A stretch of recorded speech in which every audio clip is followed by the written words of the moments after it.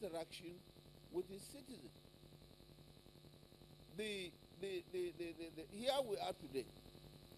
By the time I came to this conference, I didn't know whether I was coming to a constitutional conference or I was coming to a dialogue or some conference whereby ideas will be thrown up to help the head of state, and he will find out where to best use them and so on. But thank God, by this morning, I was so satisfied that even the president himself have thought it fit to refer a bill to the National Assembly where he is seeking authorization to use the outcome of this whatever you call us, because up to now we didn't know who we are. So he himself have realized the folly in carrying us along in the way he has done, and is trying to retrace his steps. And all of us, we owe it a duty by this time. I know the young amongst us, Mr. Chairman, have been used to the previous military constitutional conferences where if they praise the head of state in the next cabinet reshuffle or appointment, they will be high on the list. But I don't think Jonathan deserves this type of thing. We should be able to tell him the truth. It's wrong the way we are going, particularly in this conference. We could bring out very fundamental issues and ask him to do something about it quickly, legally though, legally, not to seek shortcuts and so on. We must be patient to obey the laws of our land. We must not be in a hurry. You don't have to finish anything in Nigeria because Nigeria is going to live forever, inshallah. You are going to play your part and go away. So, ladies and gentlemen, please let us display moral courage and ensure that we are not just going to be the village drum beaters and singers. We should be able to tell our head of state the truth and point out to him where he is wrong. That's the only way we can help to build the nation. Thank you, Mr. Chairman. Thank you, Elder Statesman. Jibrin, Senator Mohammed Kabiru. Jibrin, Senator Mohammed Kabiru. Is he here?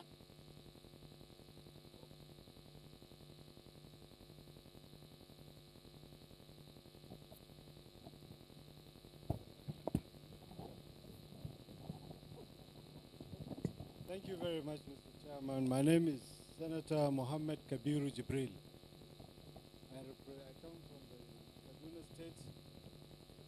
I come from Kaduna State and I represent Northwest Zone.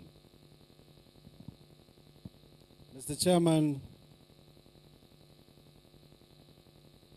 the name is Mohammed Kabiru Jibrin, Senator Mohammed Kabiru Jibrin.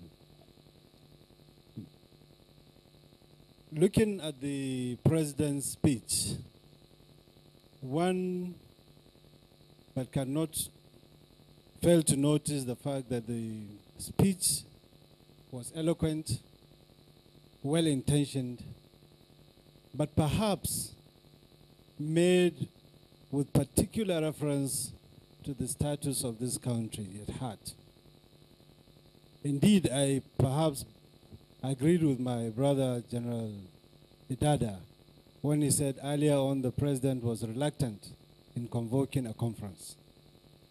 But going in between the lines in the speech, I could not help but notice that the speech was perhaps written with clear understanding of the failures existing within the system in our country.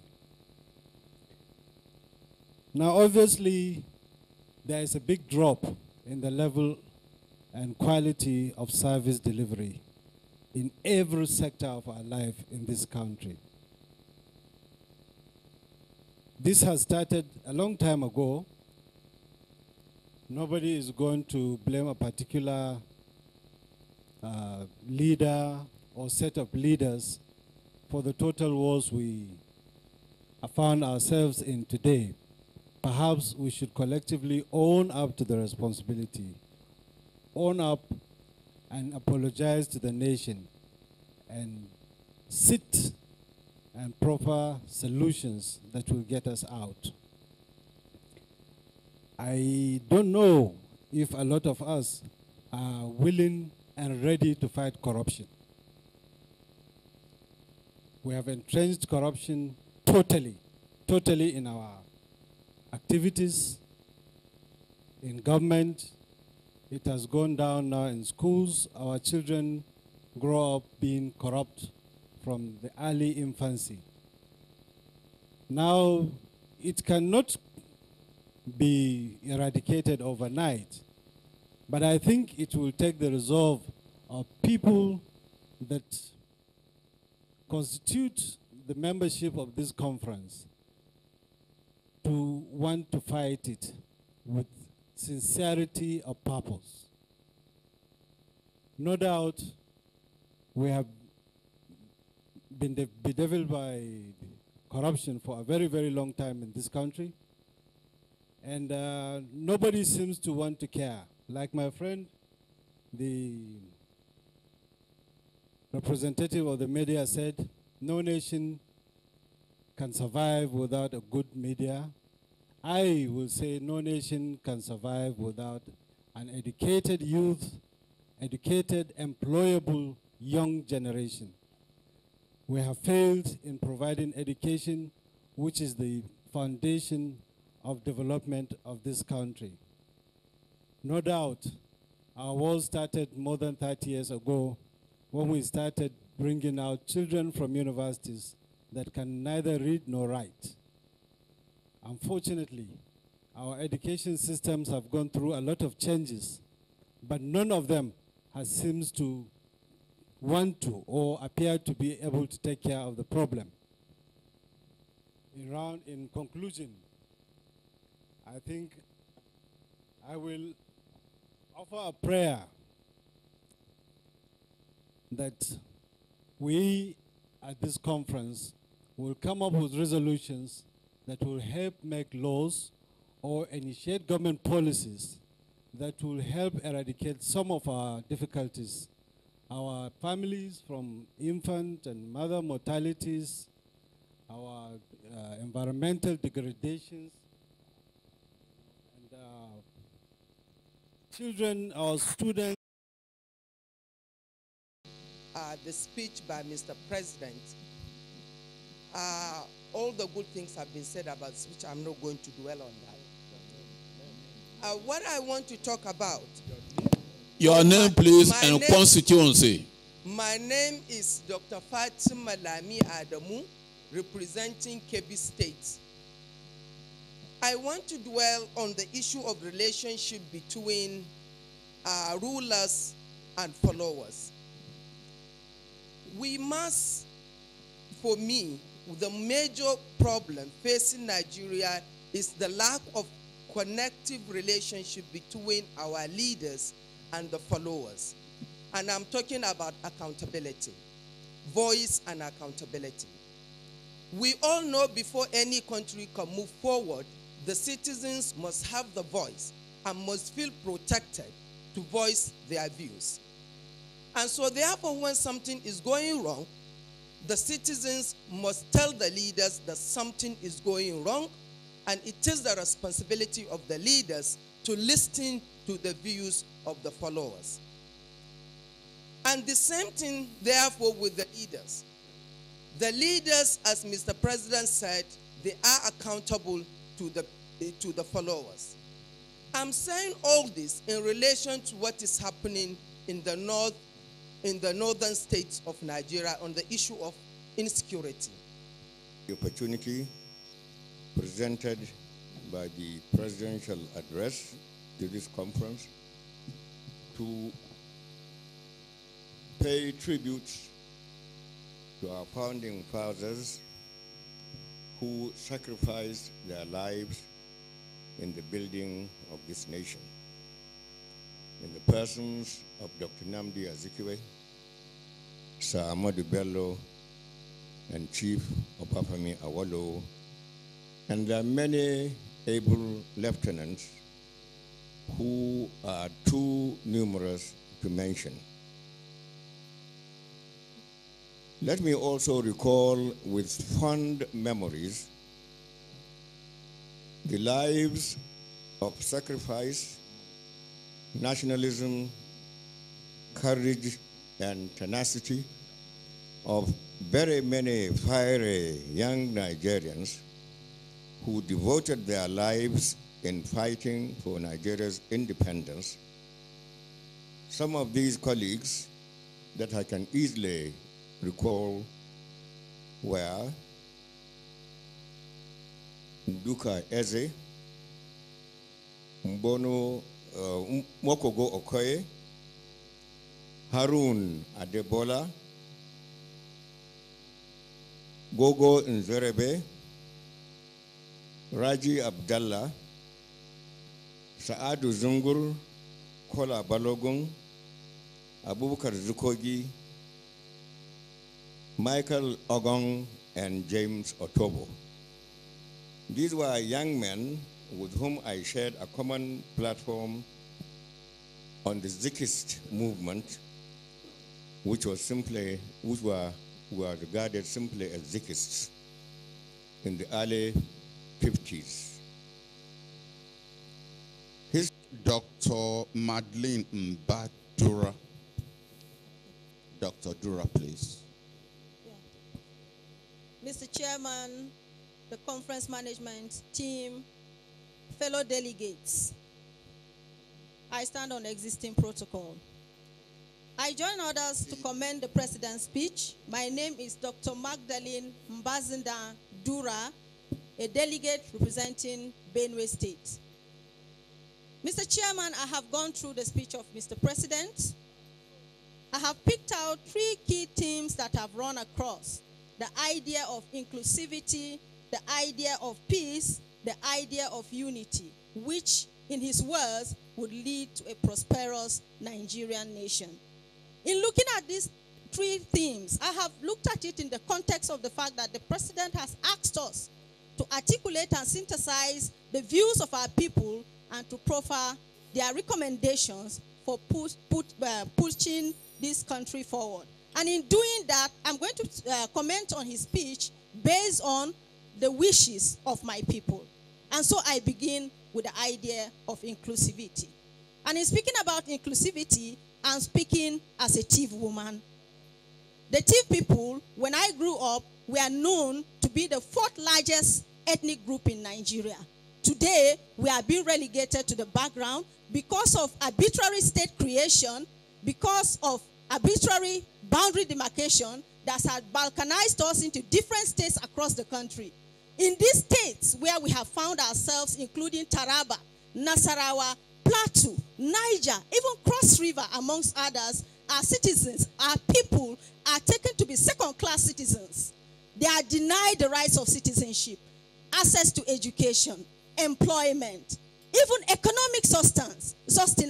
And indeed, during election periods in some of these states, one of the strategies that is used is to displace these people, that is the Tiv people, by killing them as a strategy to ensure that they do not contest election and they are also not eligible to vote. When this kind of scenario plays out, my people say, we are asking, across the Nigerian nation, there are ethnic groups that are in up to 5-6 different states where they enjoy rights. Why is the issue of the Tiv people different? Why are we being limited and tagged as people that should remain in Benue State? And so we are saying, as a people, that we want the issue of indigenship settler question to be resolved, because we are always tagged settlers, even when our ancestral homes are in these particular states. And then I move on to the issue of peace. Mr. Chairman, we are a people, and in speaking about peace, I'm speaking as a Tiv woman, particularly from Benue State, which is known as the food basket of the nation. Today, Benue State, which is the food basket of the nation, which has, sustained the Nigerian nation by providing the yams, the rice, and whatever that you eat, is being turned into a blood basket. Daily, women, children, and our men are killed. They are slaughtered. In fact, the people who are killing us do not even respect the rules of war, and there is no war. In ancient times and even under international humanitarian law, you do not kill women, you do not kill children, you do not kill the elderly. Our women are being slaughtered.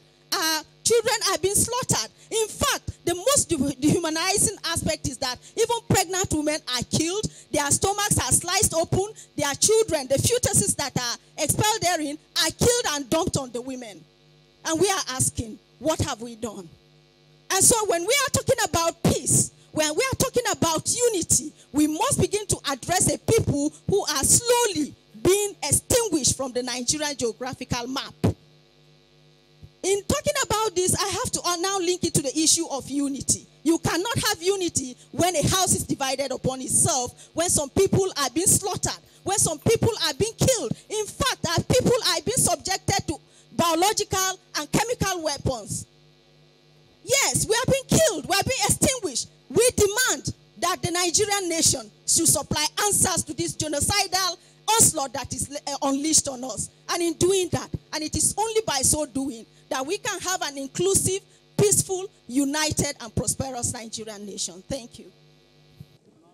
Deputy Chairman, fellow delegates, I join others in congratulating Mr. President for having the courage and the wisdom and the political willpower to convey this national conference. I have a slogan which is becoming national. When you are 70 and above, you are at the departure lounge, waiting for your boarding pass. But it has pleased God that those of us who have gone to the departure lounge have not been given the boarding pass, simply because He has allowed us to remain with you to clear some of the messes we created when we were in office. Mr. Chairman, my duty, therefore, is to appeal to everybody at the age of 86 that we should tolerate one another. Nigeria belongs to all of us. No one is superior to the other. No one is inferior to the other. No one is a first-class citizen. No one is a second-class citizen.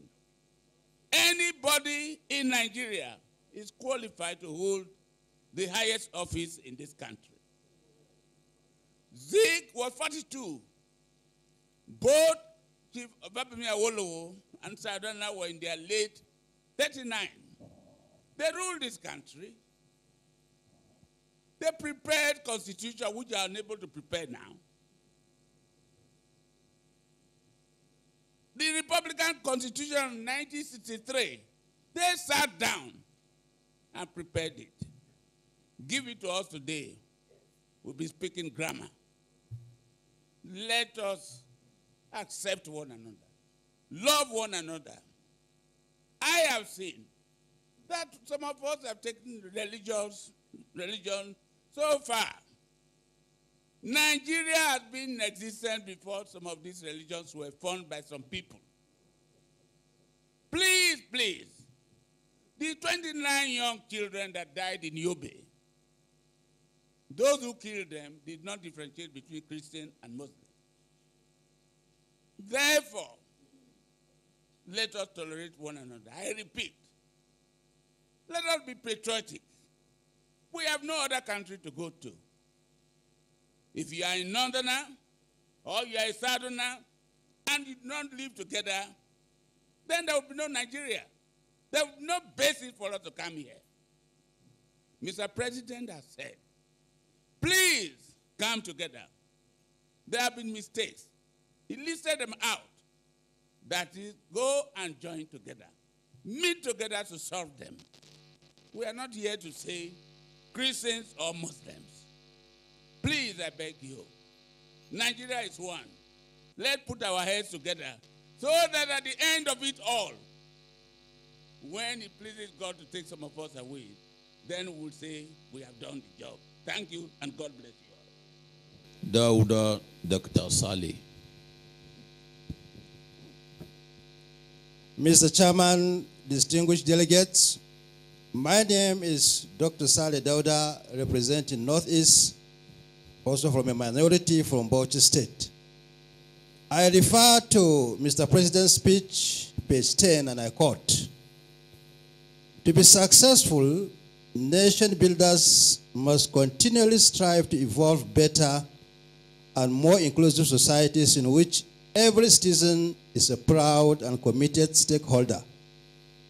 Mr. Chairman, the Northeast is in turmoil.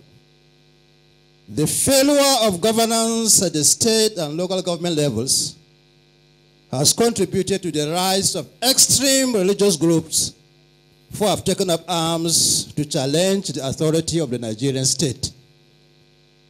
Distinguished delegates, this failure of governance is not at the federal level. Sometimes one gets the impression as if the president should be held responsible for what is happening in the region. It is not true.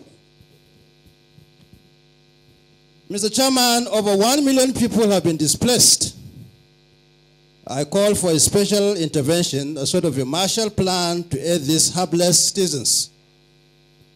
Mr. Chairman, my second concern is on the plight of northern minorities.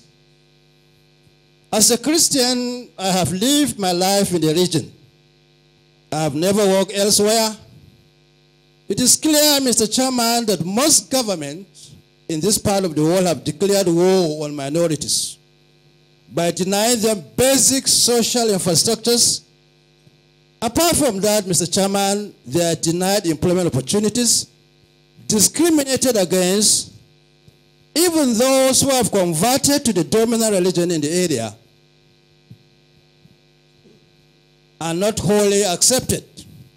Mr. Chairman, as a Christian in northern Nigeria, it is incontrovertible that in some states in the north, my wife advised me not to mention the states, you can't have a plot of land to build a church. In fact, it is easier for a camel to pass through the eye of a needle than to have a land to build a place of worship in these areas. Sometimes Christians have to go underground in order to worship. Yet, we are one Nigeria.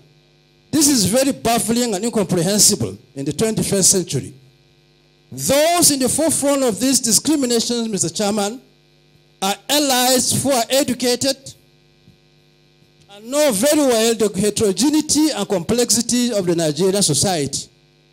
I thank God that Dalhatu Bashir said the type of school he attended and the type of people he mixed with.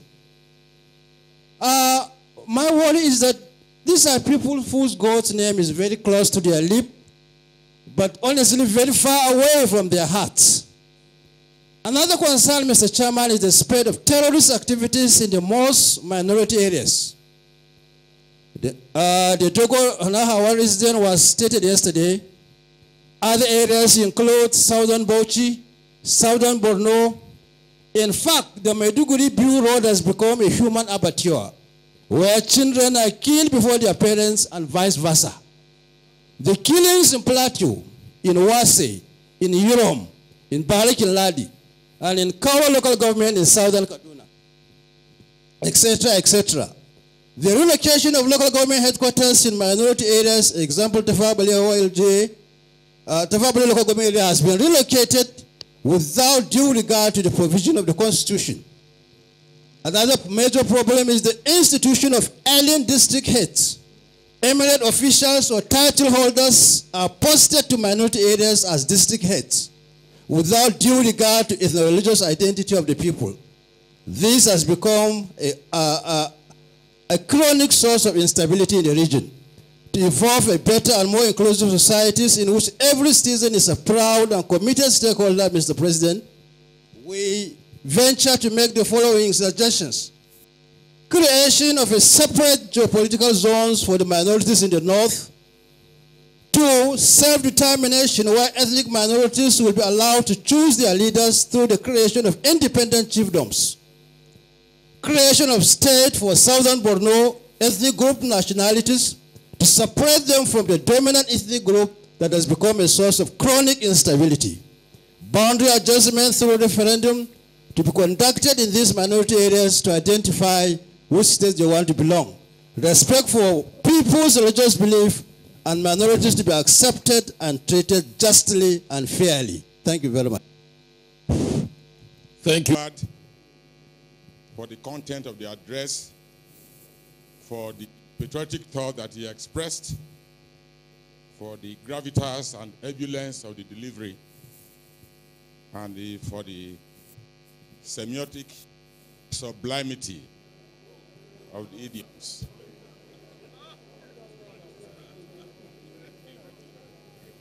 The address reminds me of a similar effort made by Nigerian head of state, the late General Murtala Mohammed, in the extraordinary summit of the OAU in Addis Ababa on January